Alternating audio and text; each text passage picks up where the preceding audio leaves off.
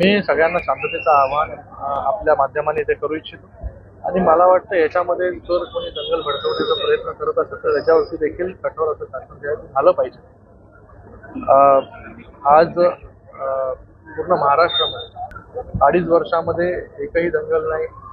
चांगल्या प्रकारे जे आहे हे शासन काम करतंय, लोकांपर्यंत हे शासन जात आहे, वेगवेगळ्या योजना घेऊन हे शासन जात आहे. मला वाटतं काही लोकांना जे आहे ते भगवत नसेल तर त्यांना देखील मी आवाहन करतो की या महाराष्ट्रामध्ये जे आहे ती शांती जी आहे ती अशीच नांदू द्या. कुठेही जे आहे गालबोट लागेल असं जे आहे वक्तव्य अबू आझमी सारखी जी शब्द जे आहे ते माझ्या तोंडात आले होते, पण त्याच्यावरती माननीय उपमुख्यमंत्री मोदयांनी पण सांगितलेलं आहे की त्याच्यावरती जे आहे त्याला महाराष्ट्रामध्ये राहण्याचा अधिकार नाही. त्यांच्यावरती जे आहे ते देशद्रोहाचा कलम जो आहे तो लागला पाहिजे.